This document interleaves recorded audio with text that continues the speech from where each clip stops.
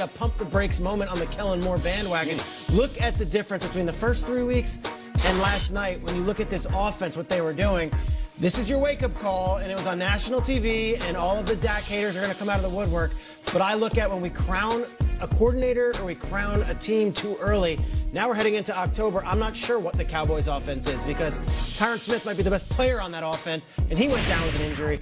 Saints put a clinic on the Cowboys last night. I think we learned a lot about both teams. And now they're 3-1 over what might be their toughest stretch of the season, and they did it without Drew Brees. We had this conversation. So should the balance of the NFC be changed once Drew Brees went out? I argued no, and it wasn't because I didn't think Bridgewater would do a great job. It's just that we know that this defense for New Orleans starts slow. They sort of do that in recent memory, and here they are. Sheldon Rankins making his debut. He is a run stuffer. He did his thing, those 2 forced fumbles and those recoveries. This defense came to play, and I think that they should still be considered tops in the NFC. Third lowest rushing total of Ezekiel Elliott's career yesterday. You know, the Saints have always been super talented, and you think Breeze and light it up and everything. This team has character. This team is tough. Like, they go deep on that. I feel like when Breeze got hurt, it's as if they were given like a prison sentence. Like, you got to serve time and get through this. And you can sit around and you can mope about it and wait to get out. Or, you know what? You can get your degree. You can write a book. You can better yourself while you're serving your time. And damn it, they are. They look really good. You know what's fascinating about this Bridgewater Saints team? The schedule is very interesting coming down the pipe. The Bucks are next. Okay. The Jags. Okay. The Bears. All teams that have it going on. So Teddy got it done, and more importantly, the defense got it done. But the plot is going to thicken while they serve their time. We're almost done. It wasn't pretty in this one to end Sunday's action, but there was a lot of pretty plays to be had around the NFL. Patriots-Bills up in Buffalo. It was amazing. Let's look through some highlights. This was a good one, Kay. The Patriots and the Bills. Bill Belichick, their defense haven't given up an offensive touchdown this season. Check out my guy, J.C. Jackson, 5. They try to punt it. He says, I'll be there. And who picks it up? My guy, Matthew Slater, of course. The special teams superstar. First ever touchdown. First ever touchdown. Crazy. He's been playing special teams since the 80s for the Patriots. Since his dad was playing. Oh, you're right about that. And we didn't want to see this. And here it is. This was in the second quarter, I believe. And Josh Allen goes down with a hit to a head. He goes out. And Matt Barkley would come in and try to make something happen. This is already after a couple of interceptions. This defense was all over the Bills. And once again, the ball is tipped. And who is it? Jamie Collins with the interception. That's his third interception of the game. Oh, man. Third interception of the season, excuse me. And that right there is Bill Belichick dapping up his defense. The Patriots, in an ugly one, they are still 4-0. They win this one 16-10. And Tom Brady, he had some thoughts on the win. Yeah, they're really good. They got a good defense. They're going to be in a lot of games. They're 3-0 for a reason. So to go on the road and beat a team that's 3-0 is pretty good. And we could certainly play better than we did. We got to get in the red area. We had some missed opportunities there. But we'll go out and try to do a better job next week. Brady did not look his best. Buffalo lost their quarterback.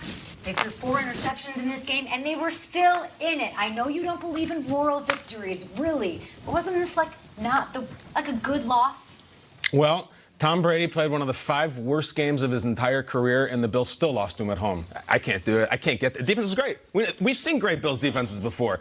When I was watching Josh Allen start the game, was it Josh Allen or was it Jeff Toole or was it Trent Edwards? Was it J.P. Lossman? Guys, we got to do better than that. I mean, Brady was completely locked up and you still lost at home. This is Bills fans jump through the table. This was a kids' table. You don't sit with the adults. You got to go back to the kids' table and maybe work your way up. We know the defense is great.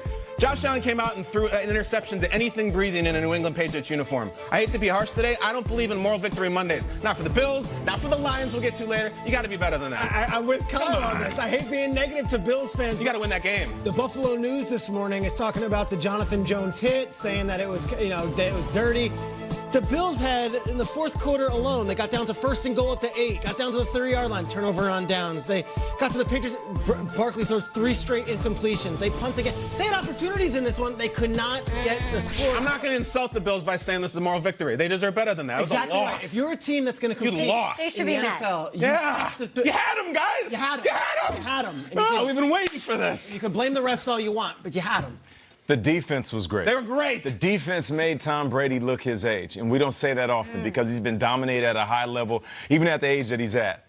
But what I didn't like is the fact that going into this game, so many people were convinced that a young Josh Allen and this team that runs the ball more than they pass the ball was going to come in and carve up this Patriots defense that has been playing at a high level. I get it, and I say this all the time because it's one of my favorite quotes. Mike Tyson says, everybody has a plan until they get punched in the face. Everybody has a plan to beat the Patriots until they go out there and all of a sudden the second-year quarterback is seeing different types of coverages, safeties and linebackers moving pre-snap and post-snap. Josh Allen, Matt Barkley, it was like they were running through traffic and they couldn't catch their breath.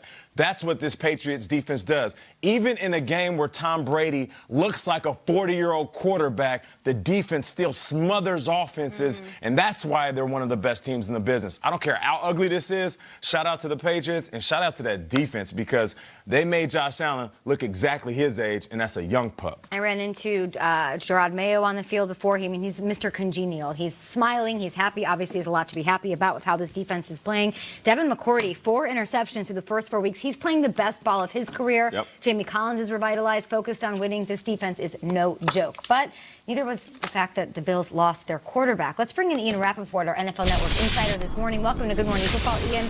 We saw the Bills lose Allen in the fourth quarter. It was not a pretty sight. What can you tell us about him this morning?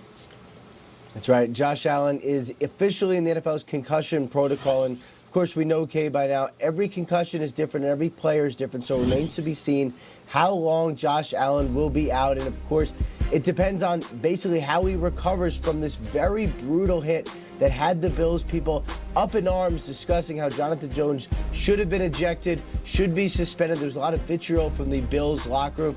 First of all, I'm told by a source he is not likely to be suspended. And Al Riveron, the head of refs, came out and essentially said that last night, that this hit that you've seen right there did not rise to the level of suspension or did not rise to the level of ejection. No doubt something that will frustrate Bills fans. Another hit that we will be talking about today, something that is expected to rise to the level of a suspension, is the Vontaze Burfict hit, the hit on Jack Doyle. We saw during the early games on Sunday, Doyle was basically on his knees, a helmet-to-helmet hit from Vontaze Burfict, who has been suspended 10 games in his career for a variety of reasons. I'm told to expect a suspension for the Raiders linebacker potentially today. And we saw another young quarterback go down with an injury on Sunday. The Bears quarterback, Mitchell Trubisky. What can you tell us about the latest on that?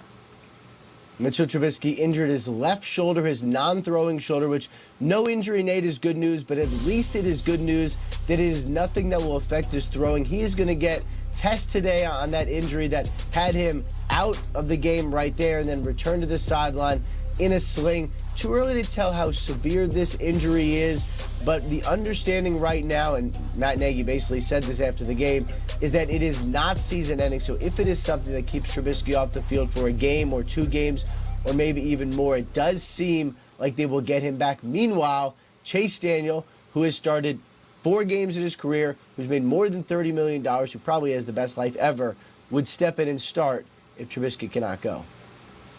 He had 195 yards and a touchdown, some rushing yards as well in their win. And, of course, meanwhile, they have a really stout defense as well in Chicago. Ian Rappaport, appreciate you for those updates. We'll be talking to you all morning here on Good Morning Football. Now, sources tell me that these 3 guys want to talk about the Browns. Oh, my gosh, yes. What a day. Every time I feel like I looked up at the TV, it was Nick Chubb running the ball, Kyle.